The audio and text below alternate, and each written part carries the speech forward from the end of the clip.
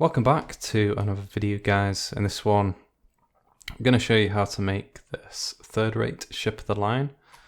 Before someone asks me, where is it now? This is the distribution, so the different blocks used in this build. Obviously it is very big and it uses quite a few blocks, as you can see. I'll probably include maybe the first 4 pages in the description, maybe up to Sandstone Walls, and then you have all these, like, I don't know, like kind of weird blocks in there that are only used occasionally.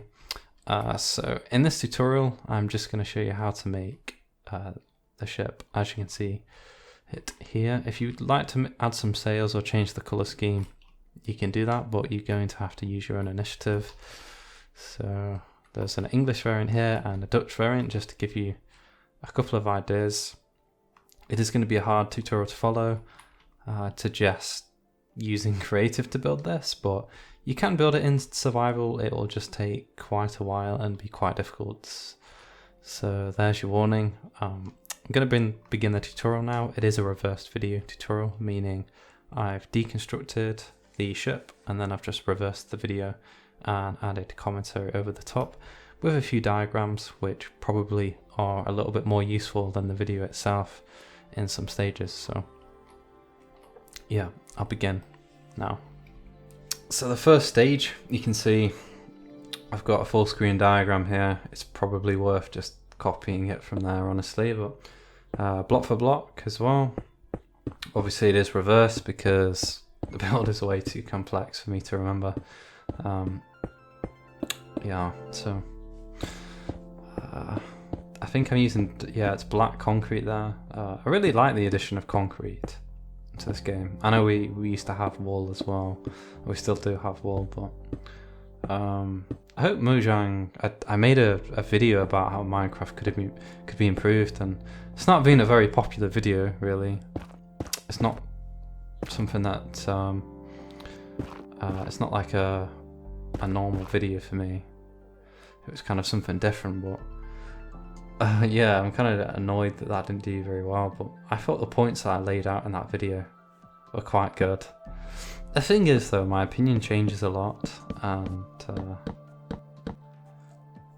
so it's hard to make a video such as that one, because like 2 weeks later my opinions change, so what's the point of the video? But a lot of the points that I laid out I still agree with. I think Mojang really needs to add more blocks to the game, make it more appealing to builders like myself and presumably you if you're watching this video. So I'm gonna be there's gonna be commentary throughout this video. Not a good start if I'm stuttering already, but the video is gonna be like 2 hours long. So it's hard to figure out what to say. I can't just talk about the build all the time, but I'll try a little bit now. So the thing that I'm building now is the keel, and we're heading towards the rudder.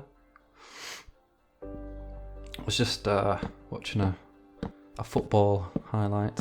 That's soccer for you American viewers.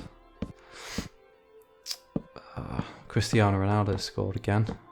Surprise, surprise. He's quite... him and Messi, the best of this generation, obviously, but I enjoy watching Ronaldo. I like to hear the stories about how he trains. I'm not sure how true they are. I imagine a lot of them are made up, but I quite like his style of play. He's pretty much good at everything, which is quite incredible. Whereas Messi is obviously extremely good at like a select a few skills. He is still like quite good at heading the ball, I guess. I remember his header in the Champions League final against United. It's not like he doesn't score headers. So this is the bird's eye view plan, or it was. Yeah, 2 diagrams there. And so we're doing the frame now, making this 3-dimensional.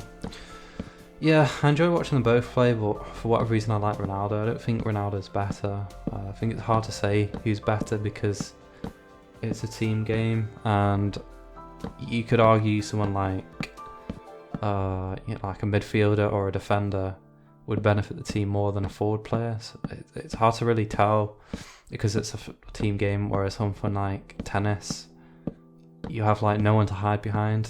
You're fully responsible for the result. So yeah, I like watching Federer play tennis, Djokovic, Nadal. A lot of people argue that Djokovic is the greatest of all time, and I guess according to the statistics he is. I think Federer has a very nice way of playing the game, or it's very visually appealing, but he seems to make a lot of unforced errors, or a lot more than Djokovic and Nadal. Djokovic just seems to... Well, he lost against Medvedev. I really like Medvedev. His celebration was quite funny. He did this FIFA celebration. But he seems like quite a likeable person, and his style of play is quite interesting to watch as well. I do play football and tennis. I used to play football. Now I just kind of occasionally play it if a few of my friends... Well, to be honest, it's just one friend. We'll just have like a kick around. It's rarely more than that, but I do play tennis, usually twice a week. I'm still quite bad at tennis, honestly. At least compared to like a decent player, it's not like I can't hit the ball across the net, but I have a few good shots, but my unforced error rate is incredibly high. I'm not sure whether that's just because I need to train more, or if it's just because I'm just bad at the game. I'm in fairly good shape, so I can run to the ball quite quickly and do all the physical tasks, no problem. Like jump to the ball and hit the ball with power. It's just getting the consistency there, putting a bit more topspin. Oh, what's this? I think I'm just have football up in the background. I think United have scored. I wonder who's got the goal.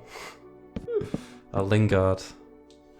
It's funny, like a few days ago, Lingard, he was brought on in the Champions League, and he ended up giving the ball to the opponents, and they ended up losing the game as a result. So we're doing the ribs now.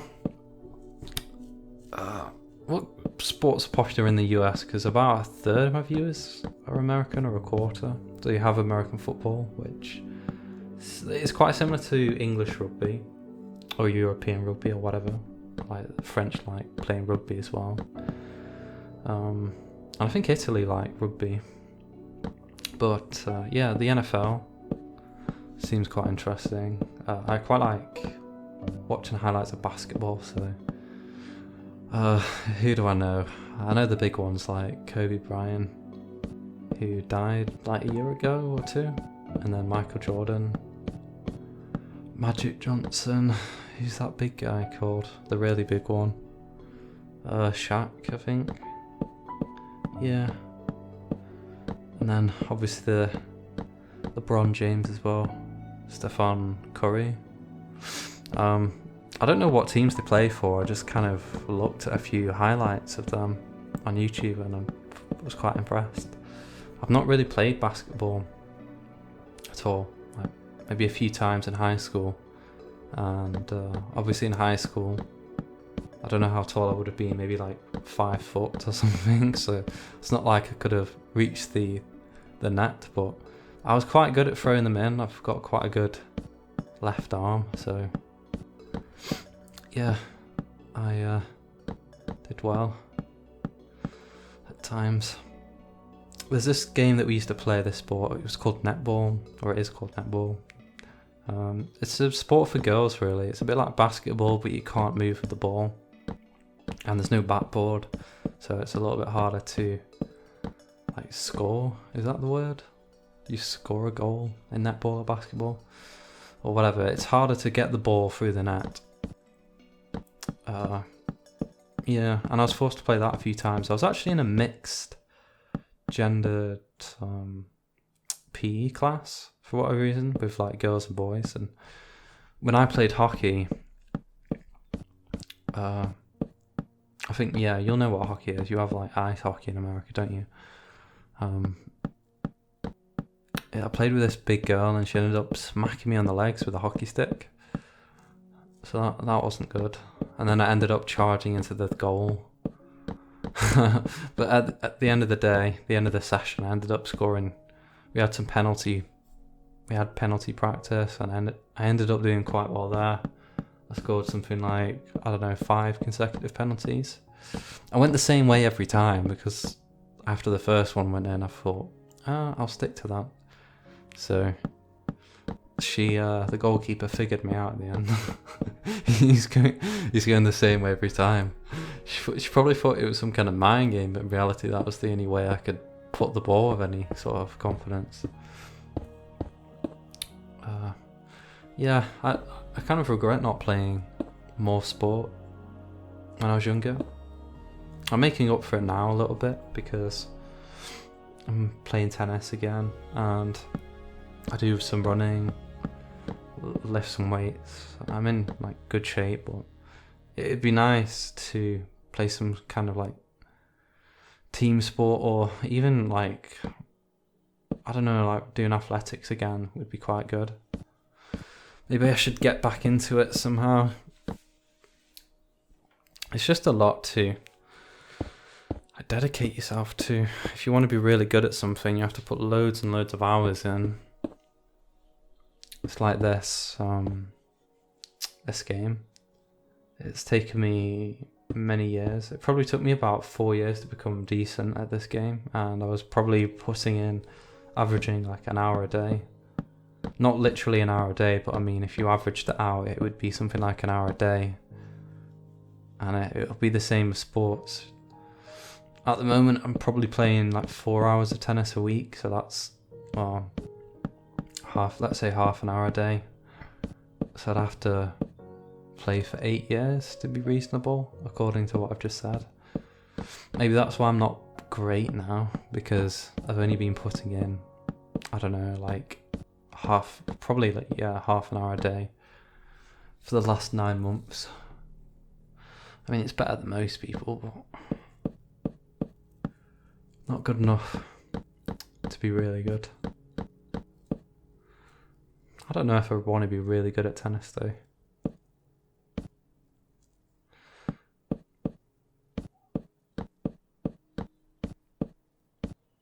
I've always thought I know this is kind of the topics that I choose. They're nothing about. They have nothing to do with the build itself, but I like adding commentary because it makes the video just less boring, and I can check for mistakes as I watch it through. So it serves 2 purposes. But I've always thought the greatest athlete ever is Usain Bolt. I don't think there's ever been anyone as dominant as him. Although in the marathon, I think it's Elliot Kipchoge.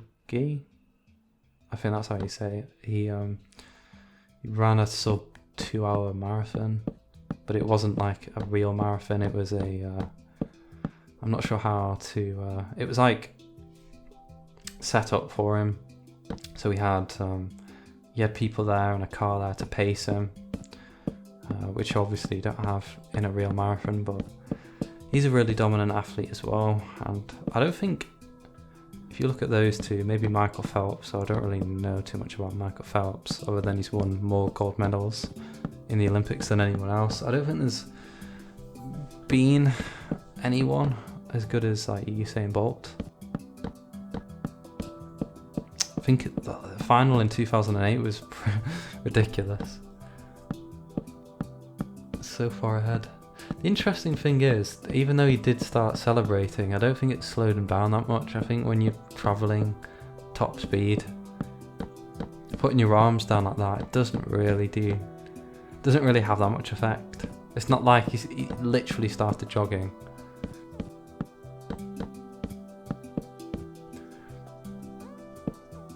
I was like reasonably fast in primary school, but when I went to high school for whatever reason, I wasn't as fast. I wasn't really eating properly or playing many sports in high school, so my athleticism declined. So we come to the hole. Basically, we're just going to, you're going to fill out the ribs, which I've highlighted in orange to make things clearer. Yeah, my high school, like, sports career, if you want to call it a career, was pretty poor. I was really good at sports in primary school. When I went to high school, initially I was still just as good. I joined a few of the, in fact I missed a few days. So what happens when you go to school in England, at least 10 years ago or more than 10 years ago, when you start your first PE class, they'll segregate people into sets or categorize people. So there'll be set 1, set 2 and set 3, and set 1 will have all the sporty people that are really fast and strong and whatever, and then set 2 are average, and then set 3 are the people that aren't very good. They categorize people by giving them loads of tests. So there's something called the bleep test, which is a test of your running endurance, and then there's a test where you have to jump, there's a test where you have to throw a ball against the wall, so it's kind of like a coordination test, and there are various other ones.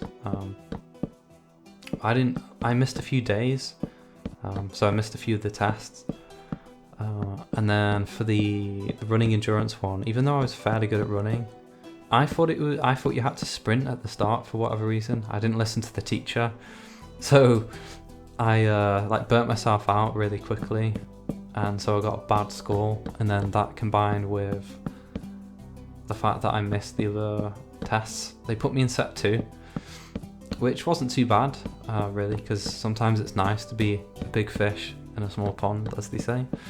I remember doing the 1500 meters when I was how old was I? Like 12, and I ran it in 5 minutes 40 seconds roughly, like in the 40 second range, and I ended up lapping about maybe like 2/3 of the class, or maybe 2/3, like half to 2/3.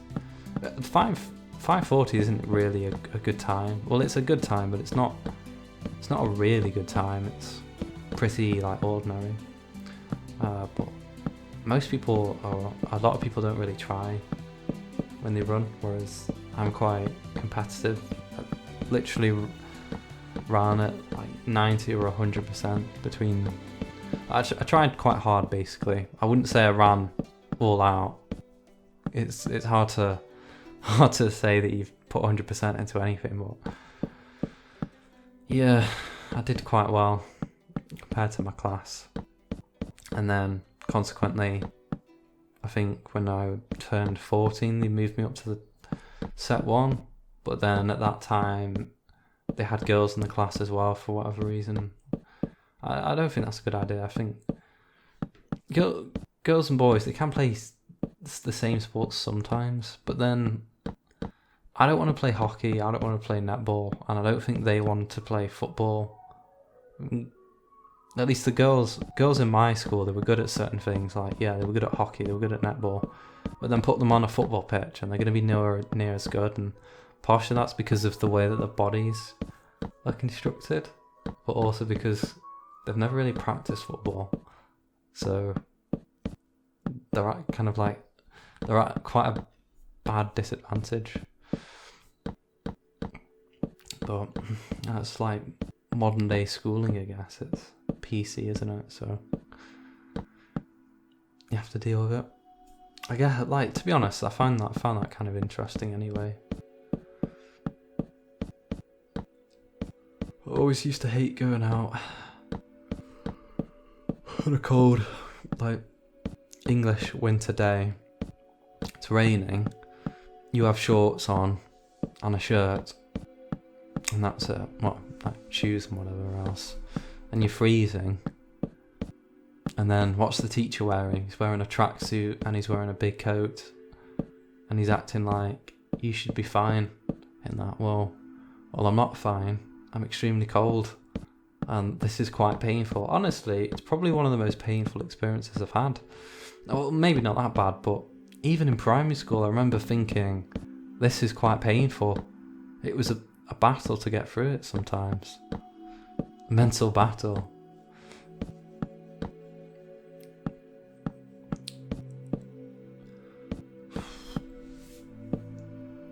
I have a lot of good memories from PE. It was we used to do these like, it wasn't sports day. In sports day I just threw the javelin because I wasn't that fit in school. In high school I didn't do much track, but I was quite good at throwing, so I just threw the javelin. I always used to come second to this guy, annoyingly, and if had I trained I would have beaten him. It's not like, I don't think he trained either, but in hindsight, I wish I would have trained and just beaten him at least once. That would have been good. There was this like, this other kind of sports day thing, which was nice. I look back at these memories and think, although I didn't like school, I do have a lot of good memories. And yeah, so one of these memories, I was playing rounders with like a randomly selected group, so there were some girls, some boys, not particularly athletic, and I think we were down by a certain amount of points, and I was the only like person left. And basically, rounders is like a budget version of baseball. So instead of a two-handed bat, you get a one-handed bat, and I think essentially the other rules are pretty much the same. So I'm the last person standing, and so in order to hit multiple rounders or multiple like balls, you have to get a rounder or a home run, which I did. I did 4 consecutive home runs or rounders. Like the bowler was just underarming it to me, so it wasn't like she wasn't putting any swerve on it or like throwing it really quickly. But yeah, I did quite well, and that's probably I'd have to say that's probably my greatest sporting achievement. It's not very good, but I mean I have better sporting achievements technically. It's just that one people witnessed. My other ones, like all my runs through the park over the years, no one's been there to witness it. And like doing like so many press ups or whatever, or you call them push ups in America, I think. No one's witnessing that, and although it is like technically more impressive on paper, no one really cares. It felt good whenever you do anything like that. Whenever people hype you up, it feels, well, at least it makes me feel really good.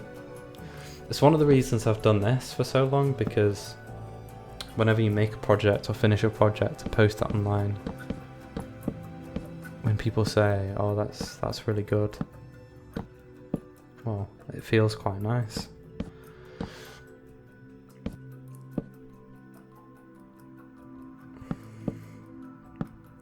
And most of the comments that I receive on this channel are really positive. A lot of them are kind of random, asking me random things that don't really need to be answered, or some of them are critical, which is fair enough. These tutorials are hard to follow. Do try my best within reason to make them as clear as possible, but yeah, the builds themselves are very complicated, and it makes it very hard to make the tutorial clear. Personally, I think if I was following this myself, I would use a lot of my own initiative, but base the foundations off what you can see in this video.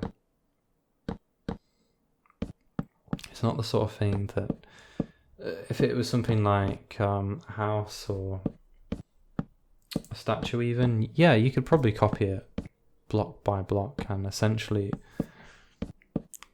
you'd use, other than gathering the blocks and deciding where it should go, you'd use zero initiative and it would be just a copy. But something like this, should be your own sort of build. Well, not your own build, but like a large percentage of it should be from your own mind, I guess. It would be nice. Sometimes I think about this. It would be nice if Mojang were to support people like me, like builders. I mean, like add new blocks to the game to make building ships, castles, and whatever else easier. They should add rope to the game, like some kind of cannons. What else do I want? I made a video how Minecraft could be better, and that video's not done really very well, honestly. But I think I made quite a few good points in that video. I quite like the look of Hytale, although I think that's been delayed until 2023, which is pretty disappointing, but I'm not sure how they can predict that, really. How can you say, well, it will be out in 2023? When, like, from 21 it's gone to 23. I'd understand from 21 to 22, but you're pushing it, you're delaying it by 2 years. Maybe they were surprised by the number of people excited by the game, and now they've had to reshape a lot of things, and they're predicting an extra 2 years. I don't know, but I'd like to see how that game goes. I think a lot of the characters kind of look a bit childish, a bit, I don't know, like, most of it looks high quality. A game that I'm kind of interested in, I play a lot of Company of Heroes, or I used to, and Company of Heroes 3 is coming out. When I see gameplay on it though, it looks just like the old games, like the graphics haven't changed much, so it's almost like it's the same game and it's just a little bit different. So what's the point, really?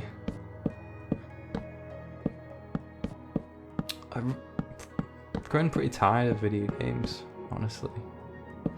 I saw Far Cry 3 was free from the Uplay store, so I decided to get that and try it out, and then within about 15 minutes I was thinking, why have I bothered with this? It's not like it's a bad game, I just don't enjoy it. I don't enjoy playing it, and there are a few games that I do enjoy now. I think I like games that I can just hop on and like play for a few minutes and hop off, whereas Far Cry 3, I think it takes some time to learn how to do things, and I just can't be bothered learning how to do a lot of the things that you do in the game. Whereas something like Doom, the controls are just easy. It's just a shooter. You jump on the game and you start shooting demons, and then when you're bored, just like press the escape key, save and exit, done. And Rocket League as well, that's a good game. Games only last 5 minutes. Your pod, plug the controller in, play a game, and hop off. So yeah, doesn't require much. What's the word, like investment. Most of my favourite games. Well, Rocket League's probably my favourite game. It's the one I've played the most. I remember playing Civilization 5 until like the early hours of the morning a few years ago. I really like playing Civilization 5 when you have a big group of friends to play it, and like oftentimes I'll be smiling to myself like, well, I've got all these nuclear warheads, I'm gonna fire them at my friend's capital in the next few minutes, and the anticipation of that is well, it's quite nice. Yeah, kind of miss those days. It's interesting, my life's kind of changed quite a lot in the last year.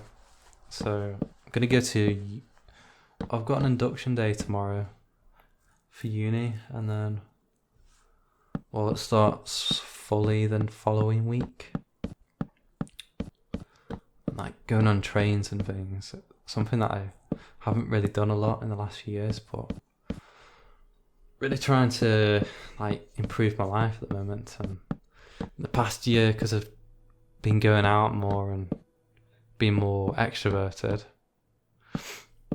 I've met a lot of new people that I didn't think that I'd meet. I guess that sounds weird because you're going to meet all types throughout your life. It's just, there are people that I didn't imagine that I'd like, but they actually turned out to be quite interesting and quite nice, so I'm glad that I've met them. And then some of my older friends, well, I don't talk to them as much, which is a shame, I guess, but things move on.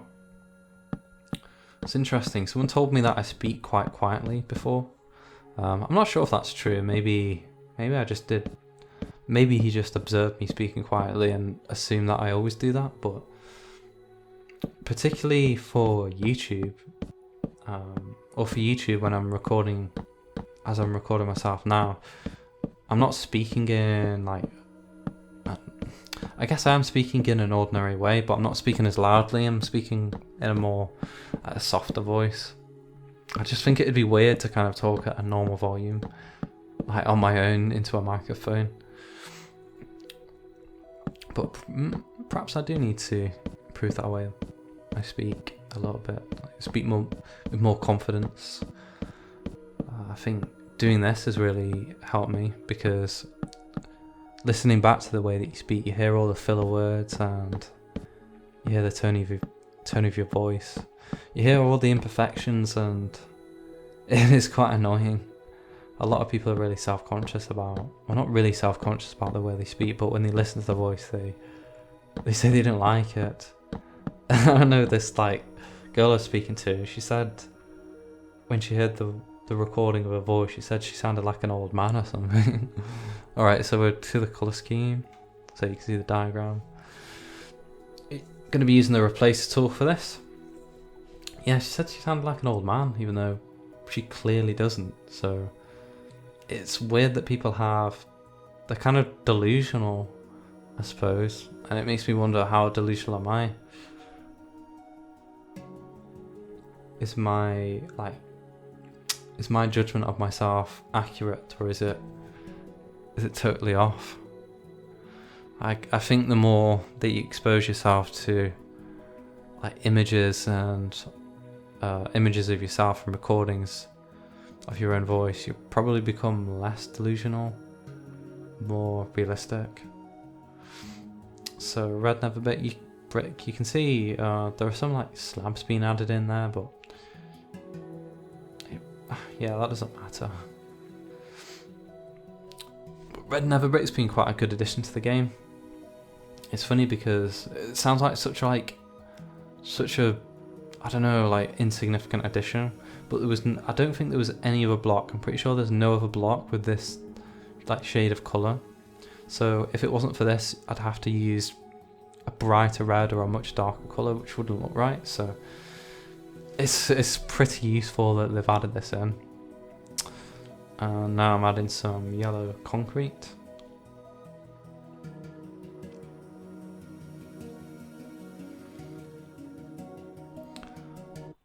So you might say, why didn't you do this at the start? Why didn't you use these blocks at the start? Well, I think it's easier to do it this way. It's harder to like build a body up and like get the stripes correctly, like build or paint the stripes correctly as you do it at the same time simultaneously. It's easier to do it like this, and you can see the cannon ports have been added in as well. So those are every 4 blocks. I probably should have made that clearer, but the video's already really long, and I think it's, I want to compress things as much as I can, and honestly, this tutorial takes me a long time to do this. Obviously making the ship, I'd already made it, fair enough, but then arranging all of the stages actually in game for me to then deconstruct, and then I have to arrange the video, create the diagrams, and then do commentary, render the video, and it does take a long time. So I hope this video does okay. I think a lot of people like Ship of the Lines, and not many people have made a ship of the line tutorial. Definitely not as good as this one. Yeah, I know in 2012 or 2013 I made a ship of the line tutorial.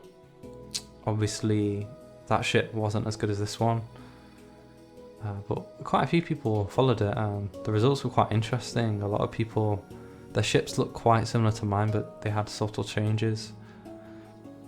So it'd be interesting to see if people do follow this, what the results are. I imagine most people just watch this kind of out of interest. Oh, how does he make it? But the reality is I don't really make it in this way. It takes a lot of trial and error. It's not like I can just place blocks perfectly like I am here, but I guess it's still interesting. You get to see the ship come together bit by bit. I've never visited a ship of the line. I could go to Portsmouth and visit the HMS Victory. I guess if I ever do that I could film it and upload it, but I don't know. To be honest, I'm not really that bothered. People say they want to go to certain places in the world, they want to visit Paris or whatever. Don't know if I'm just miserable, but I kind of think, well, what's the point? You know, places in the UK that I haven't visited. Maybe when I've visited most of the best places in the UK, I'll start going to Europe or wherever else. They do say travel broadens the mind. I suppose that is true. If that's true, well, my mind hasn't been broadened very much. Maybe it's narrow. I don't know. I don't think I'm narrow-minded.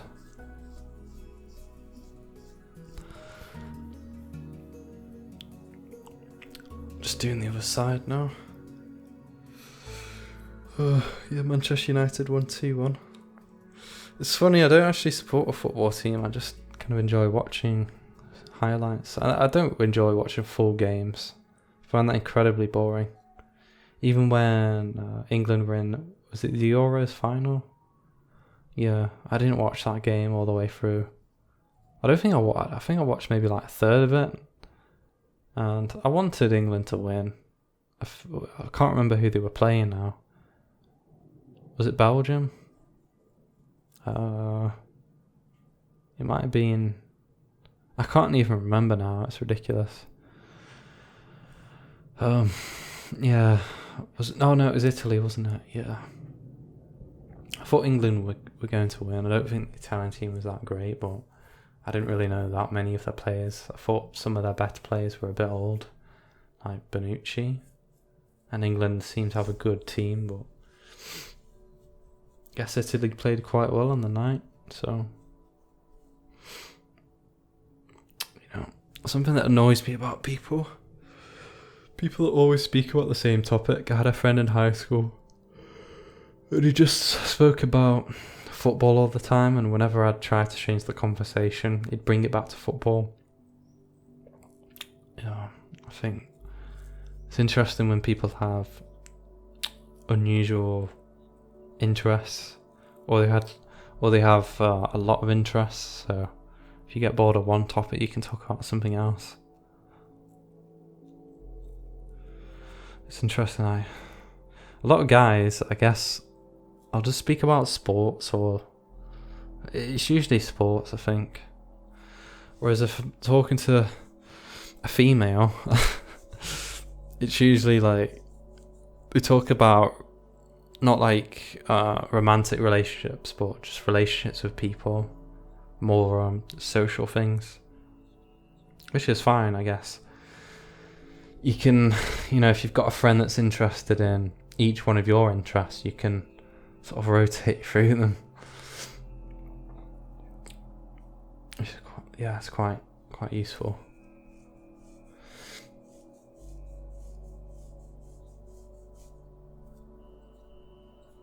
It's interesting. One of my someone that I met before, she said she didn't like the Lord of the Rings. She just liked the hobbits in it. So yeah, I was disappointed with that comment because I think Lord of the Rings is one of the best films of all time. I know it's one of the best films of all time. Does she like Shawshank Redemption? She might do. She said she liked Pulp Fiction and some other film, but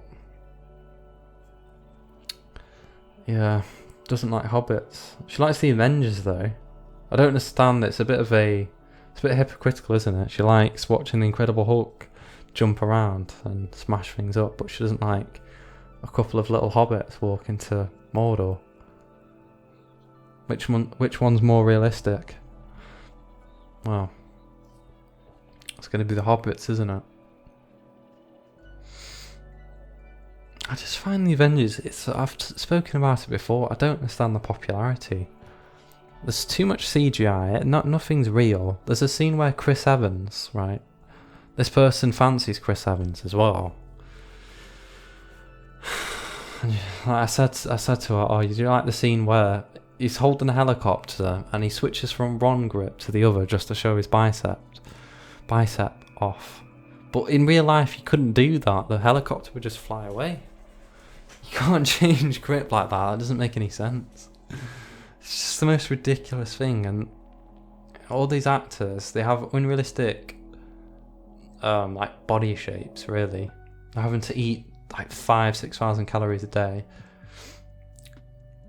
I'm not saying that they're not really big, are they? But I think the idea that you have to be really big, I'm not saying like, I'm not trying to support fat acceptance or whatever. I mean, that's ridiculous as well, but yeah, the bodies that they have are a bit ridiculous, really. Right, we're building the decks now, so starting at the top, obviously oak slabs. Yeah, well, who's the other one as well? The one that plays 4. It really annoys me that they're hyped up so much. They have like almost godlike status. They're just actors. Yeah, they're attractive people, fair enough, but it annoys me that society praises them so much. Why don't you praise some... I know nurses and like firemen are praised, but I don't know what system you could put in place, really. You could have like the highlights, I guess, of a fireman's day and like the highlights of a nurse's day, and then broadcast that and then hype them up. But then, I don't know, like, would that be good television? Possibly, possibly not. Whereas these actors, they have a lot of, what's the word, a lot of limelight, or a lot of, the spotlight's always on them, and I guess that obviously comes with a job, but it does annoy me that they're hyped up to the extent that they are. It's not like I'm not saying they're bad people, they just probably don't deserve that much recognition.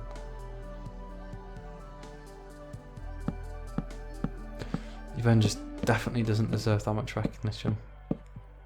Terrible film. Terrible series of films. Someone asked me before what the most like influential movie is.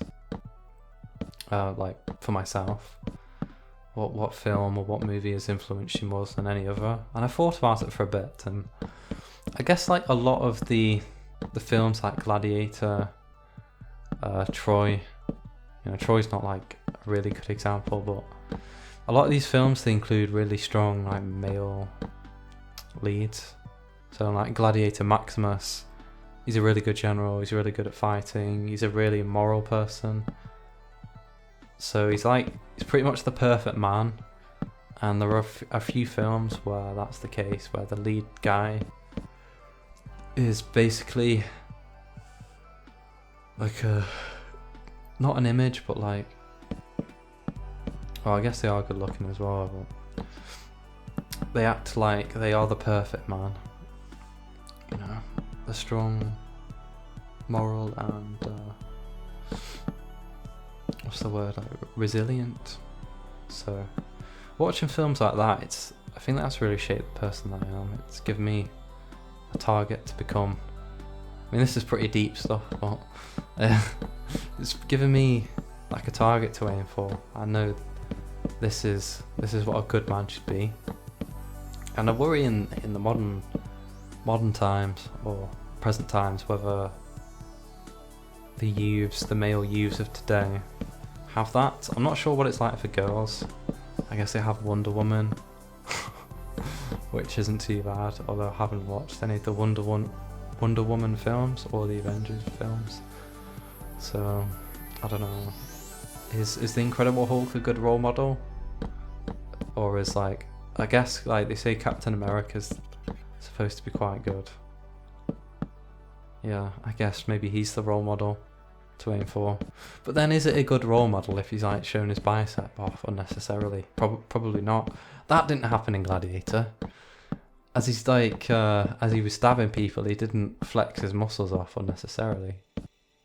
So maybe that's making people more narcissistic. A lot of youths today, they're really self-conscious about the way that they look, the way that their like body looks. So you get a lot of kids in the gym, and they do things like take or like protein shakes when they're like 60-70 kilograms. Like, do you really need to take protein shakes at that stage? You're not a professional bodybuilder, you're not an athlete. Like, I don't see the point of doing it. And obviously they're doing this primarily to impress girls and to impress people of their own age, like in their own social group. And I think a lot of it comes from TV. So they promote, well, people like Chris Evans, and you know the other ones, because they're shown to be the ideal man. And yeah, to an extent that's good. You want to be physically fit, but you don't need to be like 90 kilograms, 6'3", like I don't know, like 90, 100 kilograms, 6'3", and like really low body fat.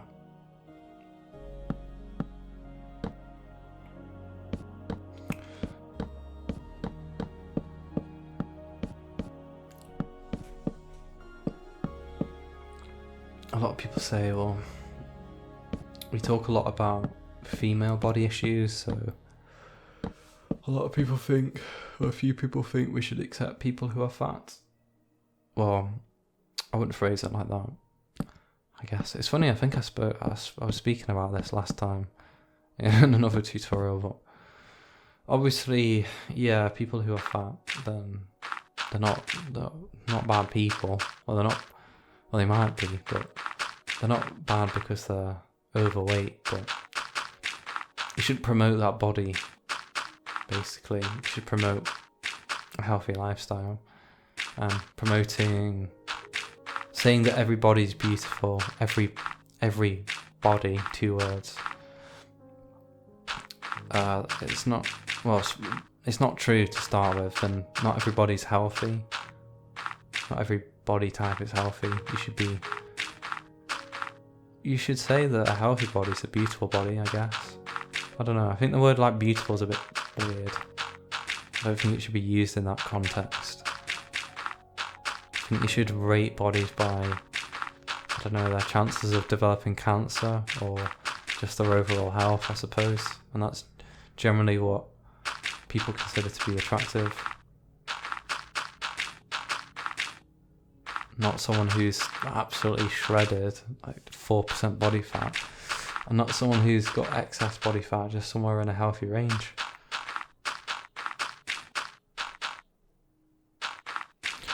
I watched the video before, and we were talking about how China censors, I think it's TikTok. I never use TikTok. I don't use a lot of social media really, but apart from YouTube. Apparently, yeah, they censor all the... Can I use the word degeneracy? I think I can. All of the like rubbish videos, so... And yeah, so they get rid of all the rubbish, like, I don't know, girls going on about makeup or whatever, or dancing on camera, and the guy's doing some like other stupid stuff, and then I don't know how true this is, but apparently they put more like wholesome things up, so if someone accomplishes a good goal, they'll allow that. There was a video of some guy watching a ship, a big cargo ship being released, so it was something about how he's working hard. And I think, yeah, like the censorship is not good generally, but then I think it's kind of nice to see that. A lot of people, well, you know what it's like in the West, a lot of people can't really, what's the word? Well, there are a lot of like stupid people posting stupid things, and they influence people that otherwise wouldn't be stupid to be stupid.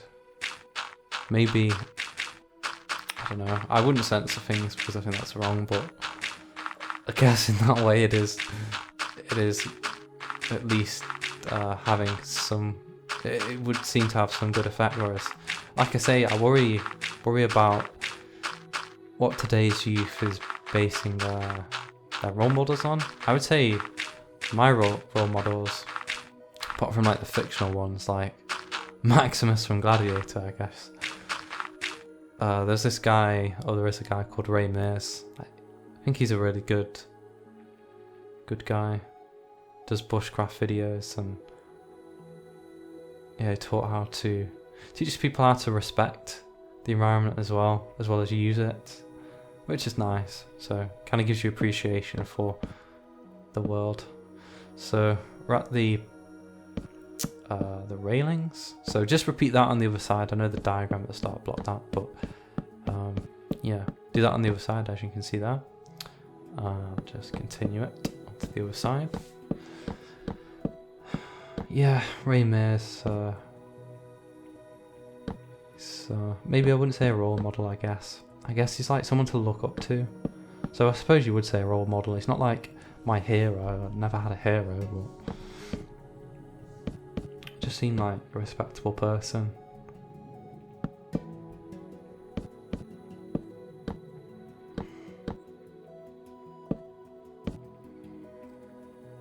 I haven't been camping in ages. I don't really like camping, to be honest. I like walking out into the woods, making a campfire, cooking food. There's not really much I can cook anymore. I used to cook things like chicken and beef, but I don't eat meat anymore, so I don't know what I would do. I suppose I could just like boil some rice and some beans, so I could do that.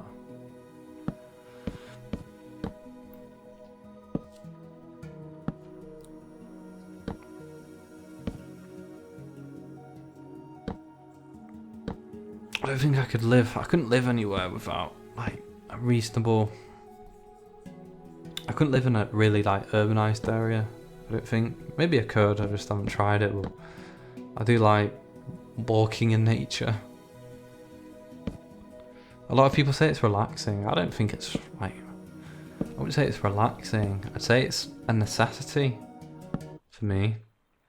I wouldn't say it increases my mood, but then if I'm without it, it'd probably make me a bit miserable. So it's almost like water. It's not like when you have it you don't really appreciate it, but then when you don't have it you obviously feel quite thirsty, and I guess it'd be the same if I was in a really like urbanized environment. I'd miss it a lot. That's what I guess anyway. But so done the railings here.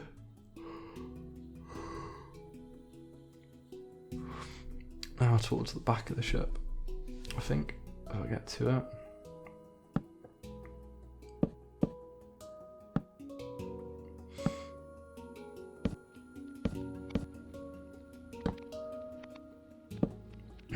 I still haven't watched the film The Joker. I keep meaning to watch it, but I don't know. Films, it's one of those things I don't really watch anymore. I don't really watch any films or TV. If I want to waste some time, I'll just end up going on YouTube and watching like semi-educational videos. I suppose I'll try and watch something that isn't just absolutely pointless. I've learnt a lot from YouTube, honestly. There's a guy called Wrangler Star, and I've quite liked watching his stuff over the years. And I think he's got quite a good outlook on life. He's quite religious, and I'm not, but I think a lot of religious teachings are, quite good. I think they just believe in it for the wrong reasons.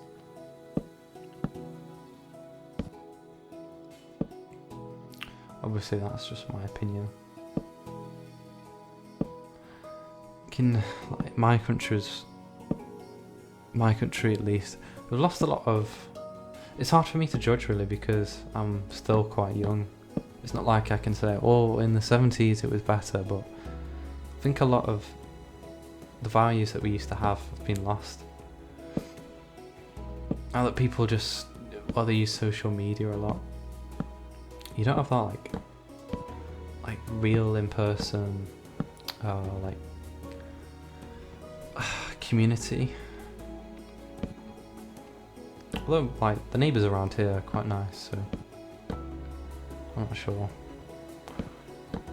Maybe people just like to complain, and it's a common thing for someone to say, in my day it was better. Or maybe it was, or maybe you're just looking at it through rose tinted glasses. I think I do that a lot. It's like I talk about my high school years and I look back at it and miss it, but then I know when I was actually living it, I didn't like it. So who are you going to trust? Your memories of it, or are you going to trust the fact that you didn't enjoy it? And I think the reality is you probably focus more on the positive memories or the extreme memories, whereas the memories that you forget are all the hours stuck in class being bored to death, all the just time wasted, and all the boring things basically. And the fact that it was boring was the worst thing. It wasn't like I've never been bullied, fortunately, so it's not like I have extremely bad memories of being bullied. The reason I hated it pretty much was because it was boring and it was stressful. Getting up, my sleep pattern was really bad. I was going to bed really late, couldn't get to sleep. I used to worry a lot. I still worry a lot. So yeah, I guess you don't really remember that. You don't remember being sleep deprived or just being bored to death. You remember the epic things like hitting 5 rounders and telling stupid jokes to your friends and all the things that make it good.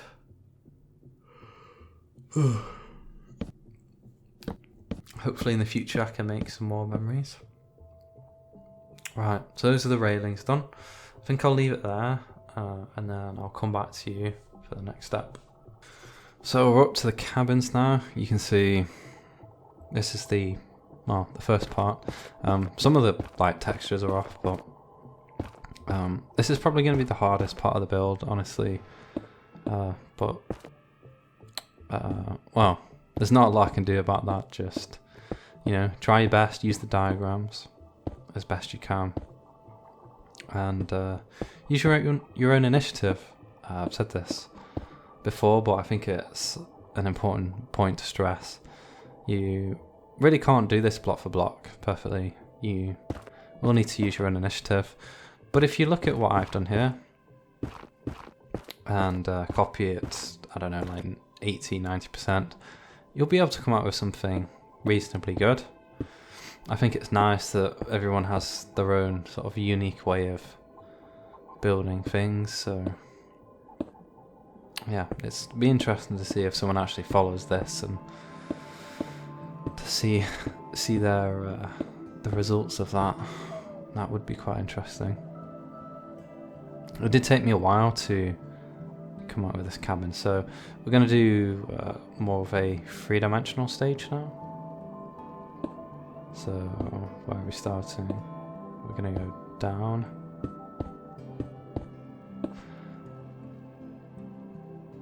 I can't remember how many hours it took me to come out with this design, but it was quite a few. I think people assume like good builders just get things like right off the bat instantaneously, but well, at least in my experience, it's not like that. You have to use a lot of trial and error, see what works, see what doesn't, and by the end of it, hopefully you've got something that's worth keeping. As I mentioned earlier on, a lot of my projects, they just get abandoned. Not because I'm lazy, but because I realised pretty early on that it's not going to work. It's not going to look great. I'm pretty tired right now. I just did some it was like this cardio class that I went to at 6:30 a.m. so it was quite early. I ran a mile down and then I did half an hour of like pretty intense cardio, and now my hamstrings are hurting quite a lot. They'll recover pretty quick, but I'm just a bit sore. I probably shouldn't do that because I'm trying to gain a little bit of weight, and when you're trying to gain weight, you probably shouldn't do too much intense cardio. Do a little bit, but because it's important, but don't do too much. So we're gonna do what would you say these are, like lanterns or like lantern stands. So just using sandstone walls.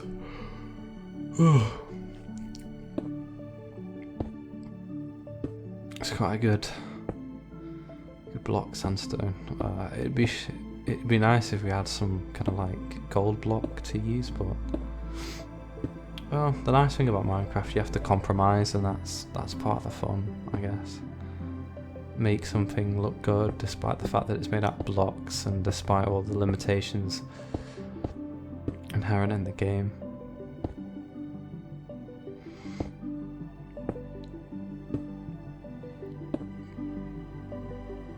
I had my second jab before, so I don't know what it's like in your country, but in the UK you have to take 2 jabs. But you don't have to, but they recommend that you take 2 jabs, and the first one I didn't have any side effects apart from, well, a sore shoulder.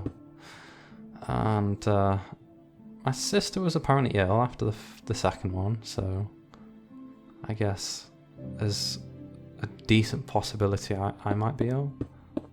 So starting on this stage, I'm going to build up these, what would you say, like the windows for the cabins at the back. You can see, like, your ship won't have any interior, whereas I haven't deleted that in this build, or in this tutorial. But that's fine, just make sure it's, how many blocks? Like 3 blocks black.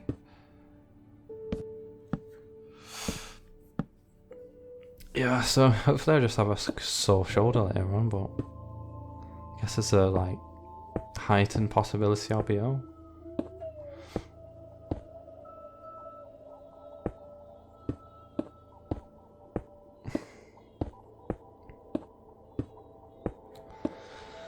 Someone recommended to me I should read a book. I think the author's name's Ross Edgley. I might be wrong, but he's the guy that swam around the whole of Britain. I don't know how many miles that is, but I mean, Britain's quite a big island, so it's pretty impressive that he was able to swim around it. Obviously he had rests on a boat and he was eating. It's not like they said, right, you're not coming back to land, or you're not coming onto a boat until you finish the swim. It wasn't like that, but I mean, that wouldn't be possible to do, really. But I think it's weird how he decided to do it. Apparently he was in the Royal Marines and he told someone, like a superior officer or something, and he said, he said to the superior officer, I want to swim further than anybody else in the open sea or something, and he said, oh, that's a bit boring, basically. Why don't you swim around Britain? And then he basically said, yeah, I'll do that. I'm simplifying it, but I think that's a ridiculous thing to say to someone. Why don't you swim around Britain? Could have ended up dying. He didn't, I don't know. But I wouldn't fancy that. A lot of people have asked me like, why don't you run a marathon or a half marathon or something? But I don't really like the idea of it. It's not that I'm lazy. It's just, like, is it really an accomplishment? Loads of people do it. It's not a particularly hard task. But then you could argue, well, if it's not hard, why don't you do it? Well, it's the money, and then you do have to train. And as I said, I'd like to gain a little bit of weight, so through training for a marathon, I'd lose weight.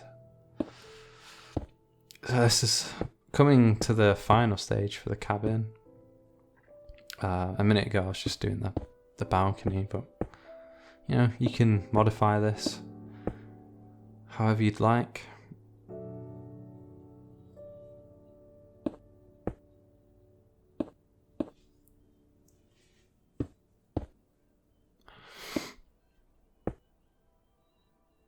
It's interesting, some people really like running, and then other people just find it, like, even people that like exercising, they'll say things like, oh, it's not good for my joints, or it's really boring. But then some people find it relaxing and enjoy it a lot. It's weird how it seems like it's split into maybe like 3 camps: people that just don't like exercising, and then one camp likes exercising but not running or not cardio, and then there's a third camp where they're like obsessed with it. Maybe it's not as simple as that, but running for miles and miles, it is a bit boring. Furthest I'll run is like 9 mile, and that's enough. Last time I did it, it's interesting because actually, like a year ago, I was a bit lighter, and I remember doing a 9 mile run. And I actually struggled with that. Well, I was more fatigued than I was when I did it recently, even though I was heavier. It's a good sign. A little bit fitter, probably. Maybe I just paced myself better, I don't know.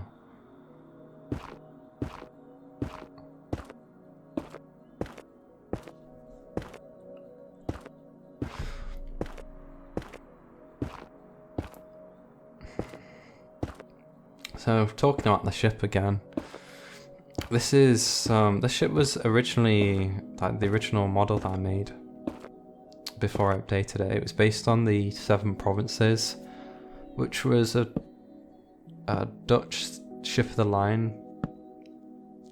I think, when was it launched? I think it might have been early 17. I'm gonna get this wrong now. I think it was late 1600s. It was a pretty early one, anyway. I know it can't be early 1600s because they weren't around then, ship of the lines, but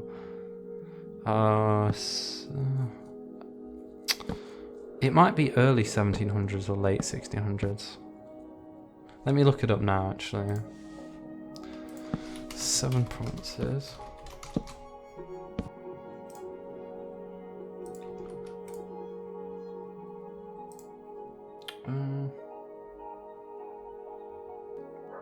Oh yeah, 17th century, 1665. For whatever reason, that seems a little bit early, because they were using ship of the lines until 1800. So yeah, I guess that makes sense, because it does look a bit like a galleon. But the updated model, as you can see here, it looks a little bit more modern. So basically what you're looking at is a late 17th century ship. I quite like the Napoleonic era ship of the lines as well, and it would be nice to make one, but these things take ages to make, and I probably couldn't make a tutorial for something as big. as the HMS Victory or Santisima Trinidad. This tutorial is already pretty long. I think this design, although it's probably a less popular design, it looks quite nice.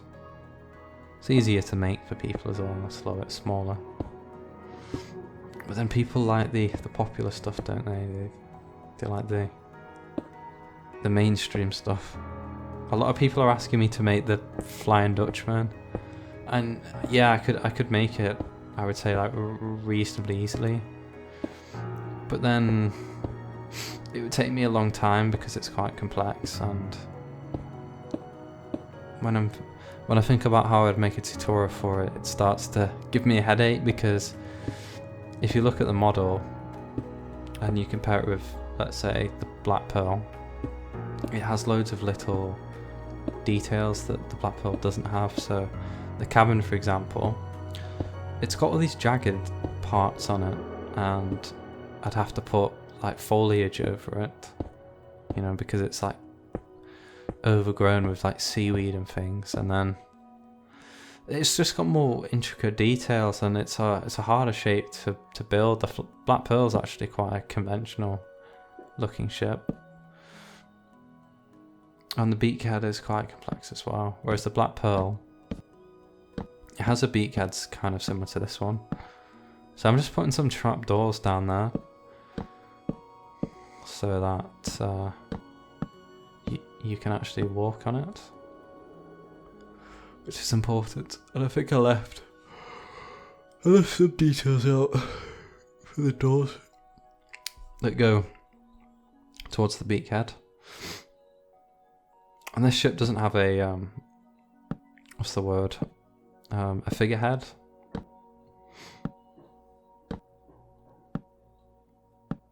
So there should be a diagram here. I'll add that in later. On my screen I can't see a diagram, for some reason I've missed it. But basically we're doing the details on the side of the hull, so the cannon ports. So just add a spruce slab and then a spruce trapdoor. It's a bit awkward in Minecraft because obviously these what would you call them? These little like doors, they'd cover the whole cannon port. But obviously in Minecraft it just covers one square of the two. There's not a lot you can do about that. I guess you could use, I don't know, like another trapdoor, but that would look weird. So laying these slabs down, basically this is just going to smooth that line out that you made before. So obviously if you just use 4 blocks, the line's kind of jagged, whereas if you add slabs over the top, you can see it smooths it out.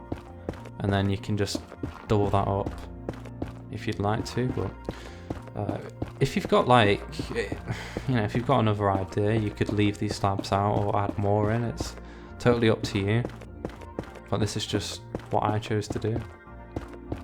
So if you base it somewhat off this, then well, you won't go far wrong. And then the same on the bottom. So same concept, just smoothing out these curves of slabs.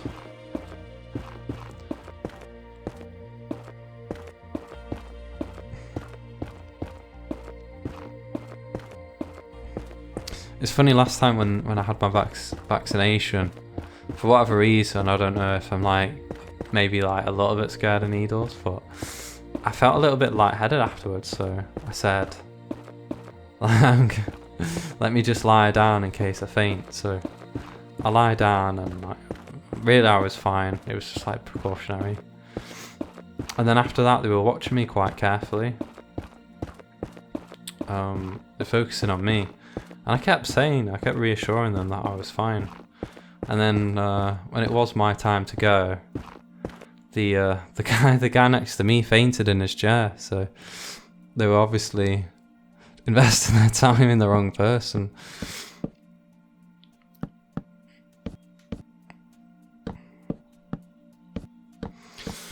And ladder, obviously. It's weird. I was quite nervous the last time I had a vaccination, but in high school, I had one when I was about, I don't know, like 14, and I was fine then. And today I was fine. Maybe I was just kind of on edge like 9 weeks ago when I had my first one. Maybe I wasn't well or something, I don't know. It's not like I was walking in with symptoms, but maybe my blood pressure was just low for whatever reason.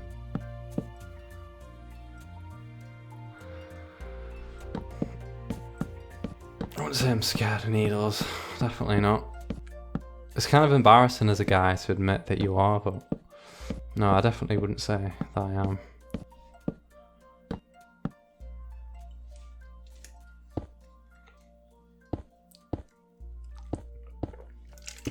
So doing the anchors now. Some people have some strange phobias, really. I think it's like being scared of spiders. I know that's quite a common one, but for someone that's not scared of spiders like myself, it just seems very odd, and it's hard to really take it seriously, as bad as that sounds. And then I've struggled a bit with social anxiety, so I can understand that, but I think a lot of it, a lot of people say, well, it's wrong to tell someone to man up or just deal with it, but I think in many cases that's the best thing that you can do. I think a lot of these feelings that you have, or fears that you have, the only way to get over them is to conquer them, I guess. Just what's the word, strength of will, force of will or something. Just force yourself to get over it. But you can't really do that with depression, I guess, because it's not the same thing. But let's say if you're socially anxious, then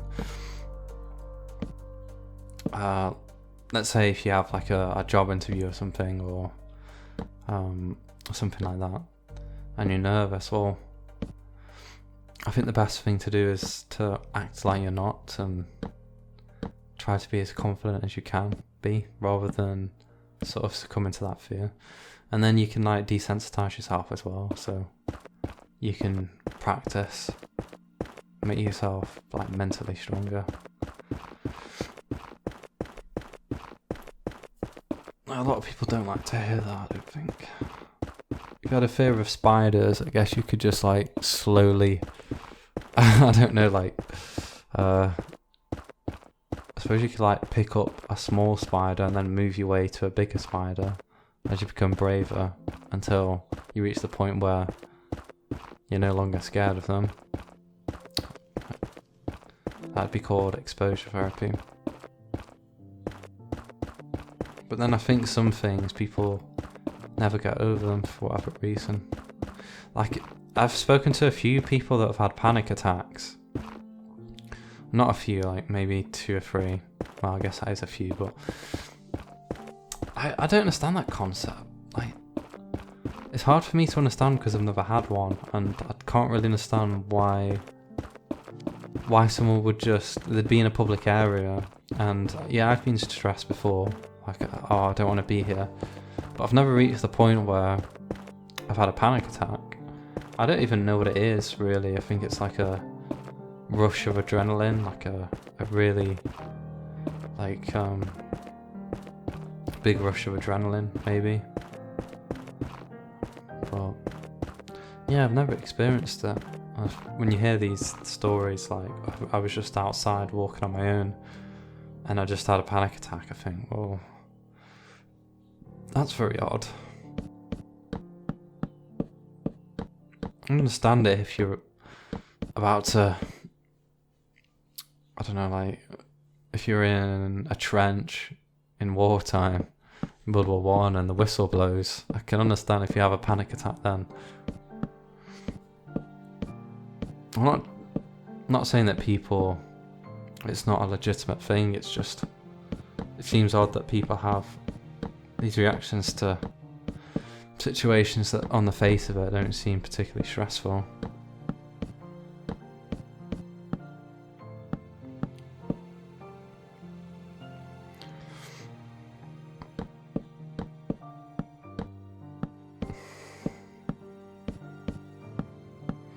So I can't remember what these are called, but this is what the shrouds attach to. So it's essentially there to support the masts.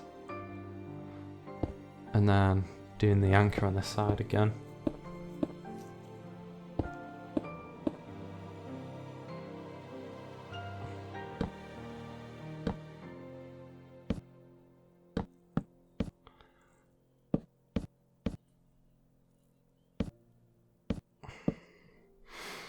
Then a rope for the anchor made out of gates. So there's the hull details.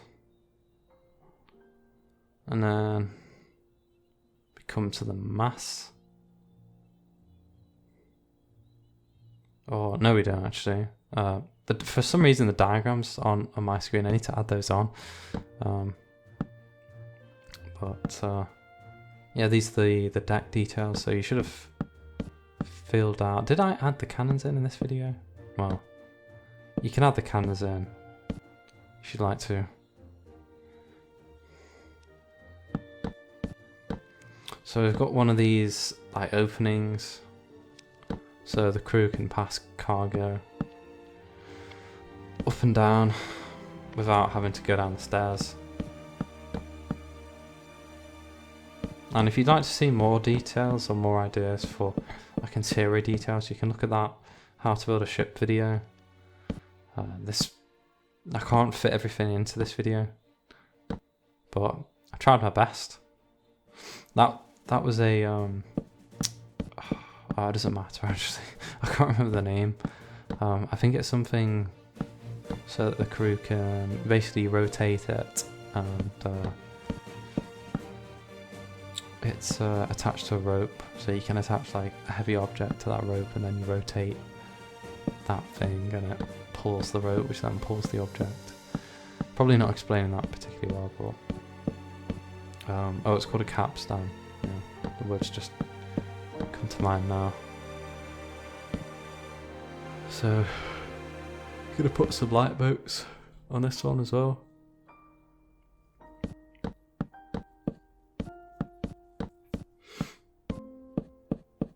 I had an induction at uni before as well. Well, getting some stuff out the inventory, and it went quite well. So I'm doing psychology. It's funny, a lot of people say, "Oh, that's an interesting subject," but then I think most subjects are really.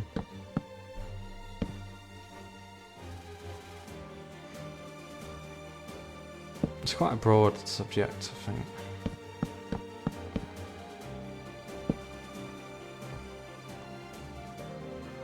What's interesting, a lot of people argue certain behaviours like a misbehaving child, for example, is that inherited or is it the result of their environment? And most people would argue today that it's the result of bad parenting or basically environmental things. But I'm kind of on the other side of the argument. I think a lot of behaviour is genetic and there's not a lot you can do about it. When you look at twin studies, twins end up being remarkably similar despite completely different lifestyles. And the way that I behave, I know it's kind of hard to assess yourself, but I don't think, I mean, it sounds a bit ridiculous or a bit arrogant really, but I don't think I'm really that affected by people as much as, like, I like to be my own person, and I don't think I'm really that affected by, let's say if someone, like peer pressure for example, like the type of, well, obviously the type of clothing you wear is affected by culture, but let's say, because there are sort of like micro cultures within the main culture. So in the UK we have these people called chavs, right? I can't remember what that stands for. It's like council house aggression and violence, maybe. Basically, they're just kind of like people with not a lot of money that generally behave quite badly. And I think if you're born in that kind of environment but you have good genes, yeah, you're probably going to dress in tracksuits, which is how chavs generally dress. They don't put a lot of effort in. And that's kind of a marking of their, well, that's like a display for them. Like, this is who I am. This is my culture. But I think if you have good genetics, you're probably very likely to like leave that eventually and improve yourself. Although you'll still end up wearing a tracksuit, at least when you're younger. But then you might like progress out of that. I don't know. It makes it less likely, obviously, if you're born in poverty. But put it this way, I'd prefer to have good genes and be born in poverty than bad genes and be born into wealth. But it's interesting, like heritability estimates. I studied schizophrenia for a few months ago, and it's surprisingly heritable. So it's like 80% heritable, meaning, well, it's hard really to explain the definition of heritability. I don't really understand it completely, but I think essentially it means it's 80% due to genes and 20% due to environment, to put it simply. And I thought it would be more environmental. They talk about like people smoking like weed or marijuana or whatever you want to call it, and it causes psychosis. Well, I read that if you've got a predisposition to schizophrenia, so if you have schizophrenic parents or a schizophrenic family member, the chances of basically you probably shouldn't smoke weed, because it's likely to increase your chances of psychosis later on. But then, I don't know, like, I'm definitely not an expert, but from what I read, it sounded like if you don't have a predisposition and you don't do it too much, it's not really that harmful. I don't know, I wouldn't recommend it because it's not healthy, but you know, it's not like heroin, is it? So doing the Masts now. As I said, the diagram's on my screen, but you can see all the numbers, all the lamps, everything there, which is probably more helpful than what you can see in this video. Surprisingly, chronic depression was only 30% heritable from what I've read. I would have thought it would be a lot higher, but apparently that's more to do with like environmental causes. So if you were abused as a child, you're very likely to succumb to that kind of thing. So it's interesting, like trying to guess, or like what's the heritability of this. It's obviously not like, it's rarely ever like 0 or 100. Apparently, I know this is like a taboo topic, but the heritability of IQ is about I think it's between like 60 and 80%. So the idea that you can just kind of educate someone and then magically they become smarter, it's not true. There is an environmental component. It's 20 to 40%. At least it isn't IQ, which it's not really like, it's supposed to be a measurement of intelligence, but well, it's not a perfect one. Probably like correlates with it probably measures factors which correlate with IQ. That's what I've read anyway. Is that right? Correlates with, yeah, well, basically it kind of indirectly measures IQ. It's not a perfect measure, but sometimes I hear people say we need a smarter population, therefore we should educate people more. And yeah, like, I guess obviously education does change people's behaviour, but it's not likely to dramatically change their level of intelligence. It's probably like quite small. You can't train people not to be stupid. When you look at and this topic's quite weird, but when you look at the sort of people having more children, it's actually they're less intelligent. I don't know if you've ever watched like Idiocracy, but I think there's a lot of truth to that film, honestly. I don't think we'll ever reach the stage where people are just have the intelligence of absolute morons, but I think looking at it, if less intelligent people having more children, then the IQ should begin to fall within the next few decades.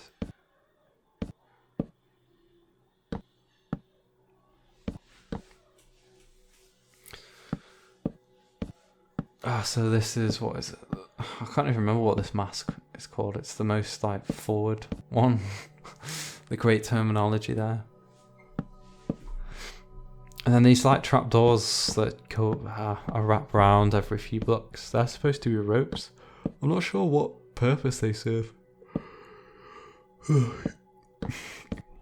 real life, maybe it's like structural, it's to support the mast, or maybe it's just I don't know what it could be. Maybe my IQ's not high enough to work it out.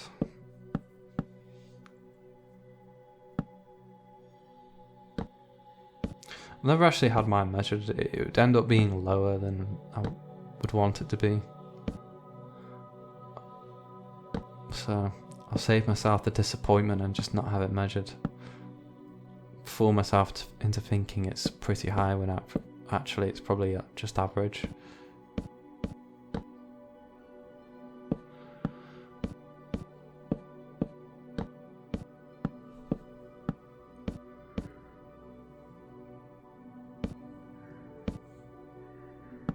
Good. A bit tired. For the optimal amount of sleep an adult should have is about 7.5 hours to 8 hours, and I think I had 7.5, maybe a little bit less last night, because I had to get up early for that cardio session. Probably won't do that one again. It's not like I did badly, it's just I should probably get a little bit more sleep and burn fewer calories. I think in the gym next time I'll probably decrease the amount of reps that I do, increase the weight a little bit, and try and eat a little bit, or increase my calorie intake slightly. Fortunately, a lot of people are kind of like resting, or their natural weight seems to sit in like basically like their natural physique, if they don't put any effort in, is like most people's is quite bad. But I think the weight I am now, like 81 kilograms, I think that's quite a good weight, and I don't really have to try very much. I just pretty much eat whatever I want and do as much exercise as what I want, so I guess I'm quite lucky. Whereas some people, they like stay at about 65 kilograms, or some people like struggle to lose weight because they don't like running. That must be hard, like if you don't like running, to lose weight. If you don't like any sort of cardio. But back in like this era, you know, the 17th century, what was the average height? It was like 5.5 foot. And I imagine people were quite slim, so they were probably around, I don't know, like in pounds. It's annoying because there are three ways of measuring weight. So you could measure it in pounds, you can measure it in stone and pounds, and then you can measure it in kilograms. And I know in the States, you measure it in pounds. In the UK, we mainly measure in stone and pounds, and then in Europe, they usually measure it in kilograms. So if you're 5.5 foot, for Europeans, that means you're 165 centimeters, I think, or a little bit more. And then how much would they weigh? They'd probably be quite slim, like I said. So I don't know, they could be like 9 or 8 stone, which would be what's like 926, so like 120 pounds maybe. And what's that in kilograms? I don't know, like 55 or something.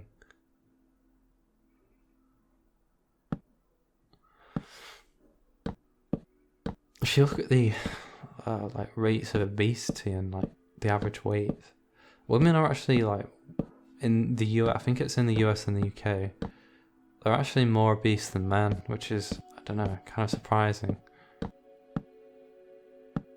Maybe it's not, I don't know.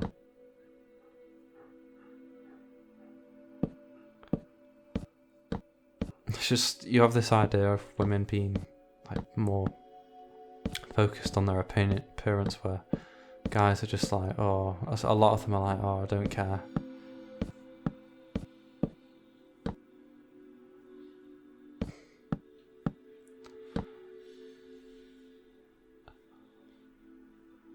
So these are the spars, obviously. What are these spars? I think someone told me a while ago that spars include like every pole, whereas these are actually yards.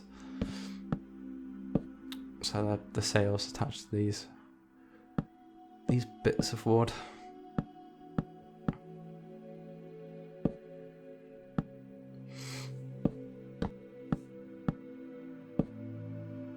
Right. And I've tried to taper them. Well, I have tapered them. I'll try to do that as smoothly as possible. Apparently the average weight for you like a British woman is something like, it might be 12 stone. And that's not that much lighter than me, which is a bit concerning.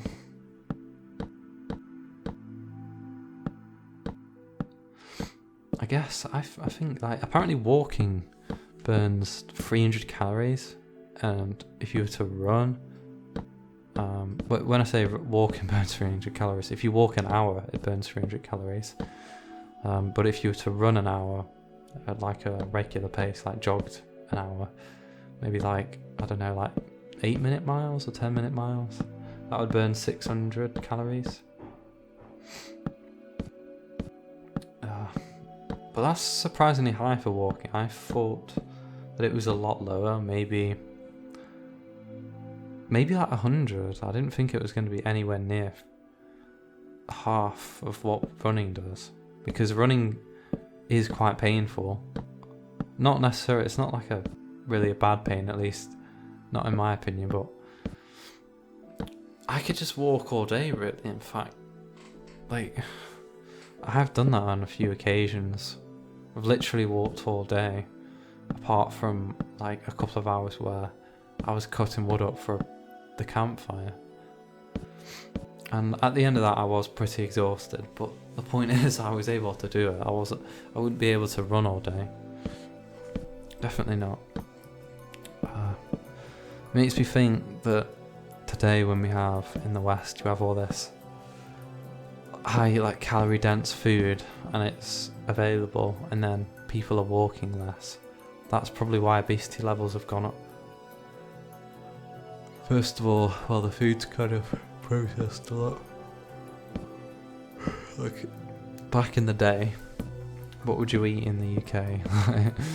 I don't know.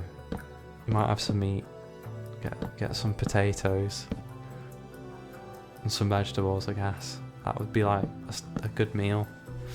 But then today you can just have whatever you want, and then if you're snacking you can just have like crisps, chocolate, or whatever. You couldn't do that back in the day. Like, sweets were a lot more expensive, weren't they? And then, like I say, people are walking less, and I'd guess that food's more like calorie dense because there's more fat in food, maybe, and more sugar, definitely more sugar.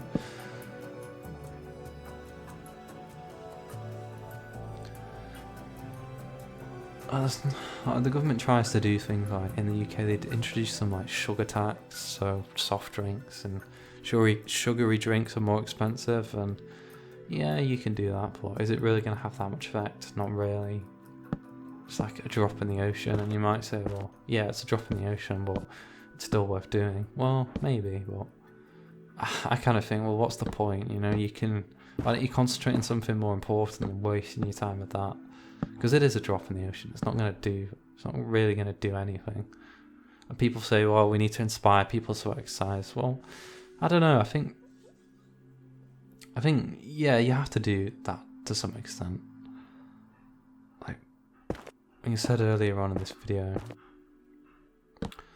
Rocky is quite an inspiration film, and it's probably affected the way that I behave.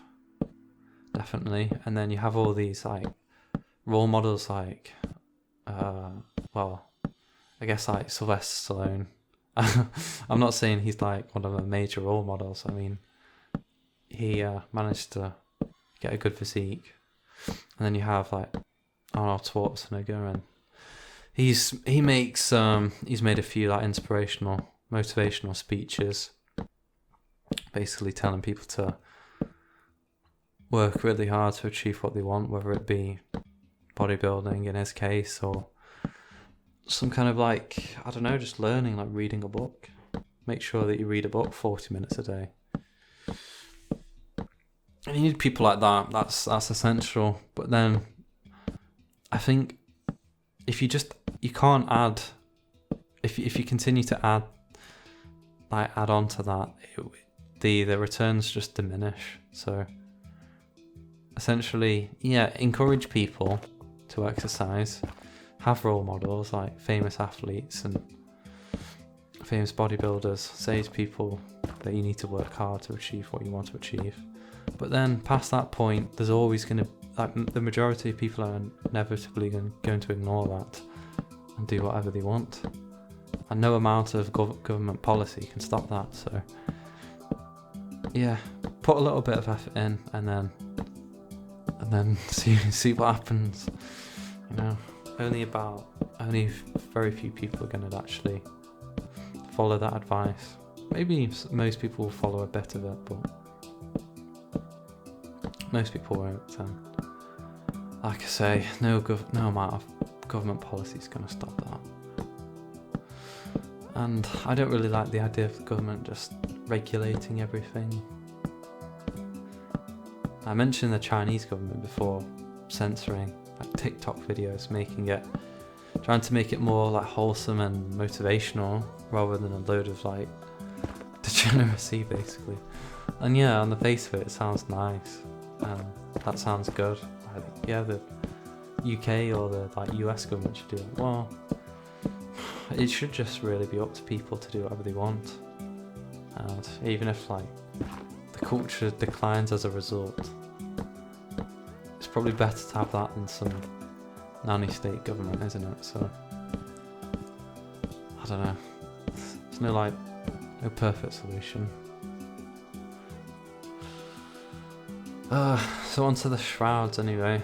I made the first one there, the mizzen mast.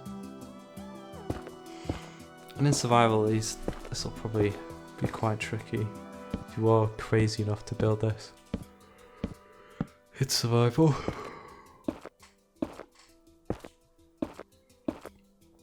I used to be quite interested in politics, but now I just think it's pointless. A single person can't really affect it. So yeah, I guess vote for the party or the politician that you think is the best, but I wouldn't overthink it. I won't get really obsessive about it because there's not a lot you can do. There's no sense in arguing with people. Interestingly, talking about the heritability of whether you're right wing or left wing is about, I can't remember the actual percentage, but it's actually like reasonably high. I think people are fundamentally kind of collectivist by nature or individualist. I'm more individualist, really. I like to keep what I've got and be responsible for my own actions. But I don't think one sort of like philosophy isn't better than the other. It's just, well, it's just different, I guess. A lot of people, they like to argue, don't they? Or they like to say that this person's a bad person because they don't believe in the right policies, or they don't vote for the right party. Well, I don't really care, to be honest. I've friends that have loads of beliefs, and as long as they are accepting of me, I'll be accepting of them. I even had a friend that was quite far right, and a lot of his beliefs, they're pretty horrible. When I say really far right, I mean that literally. I don't mean that he thinks immigration should be reduced and therefore he's far right. I mean, on the pretty much I don't know if I can say the word because I don't want to get censored, but you know what I'm talking about. He's far right, and it's kind of interesting to talk to people like that, because although I disagree, it's interesting to see his perspective, to understand that, and I think a lot of what he says is quite valid.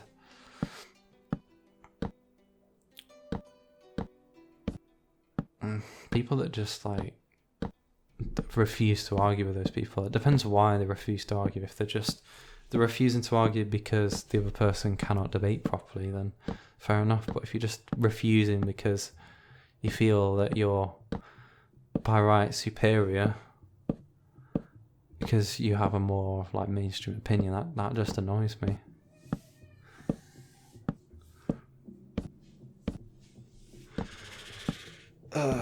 Right. I think I probably used to be less tolerant of people. I remember saying a while ago, and I'd upload a model, make some Minecraft ship, and I'd upload it, and then someone would say, well, I think your sales could be better, or I think this could be better.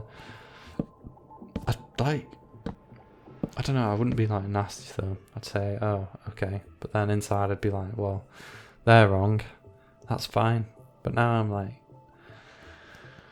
I can take the criticism. And I think that might be a similar thing, really. I can handle different opinions. Maybe as you get older, you just care less about what other people think.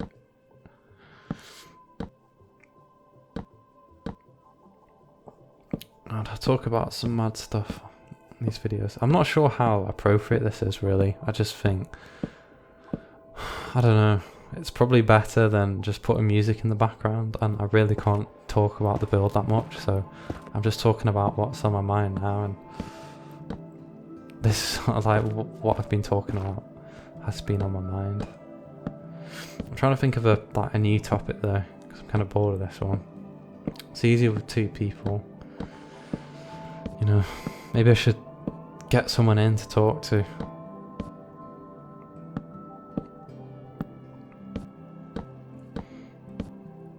I'm pretty close to the end of the build anyway. Speaking of the end, I've not actually got to the end, I don't think, in survival. Maybe I have once. I've said before a few times, I've not played survival in ages. Last time I played it, I made some castle on a hill, and then put a lot of effort in, and then someone said, oh, we're going to reset the server next week or something, and then they said, but you can come on still. Well, what's the point of coming on if you're just going to delete what I've done? It's annoying. It's not really their fault, it's just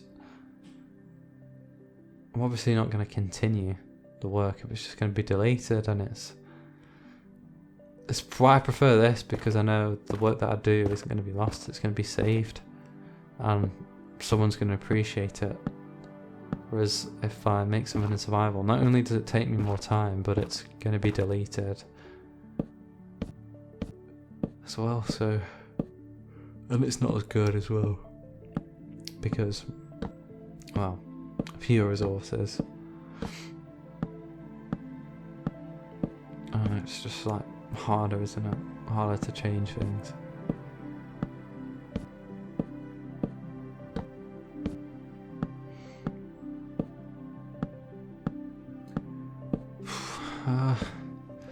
Thinking of something.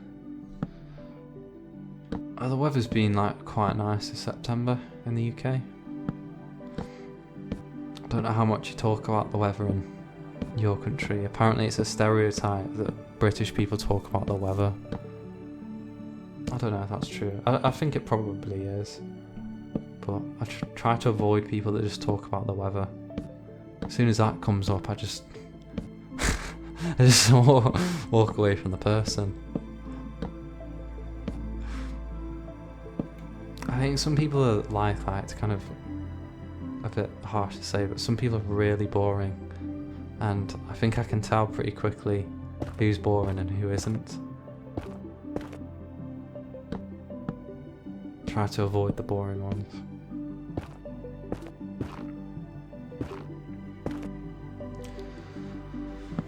I've got like somewhat of a tan. Apparently, one of my friends, she said, "Oh, you're quite pale," and that was like in the winter time. But now she said, "Oh, I'm like olive skinned," which is that's an upgrade. I think that's about as tanned as I can get really without burning myself. Yeah, looking a bit healthier probably. I think people look kind of sickly when they look pale. It's like, I don't know, they look like a ghoul or something.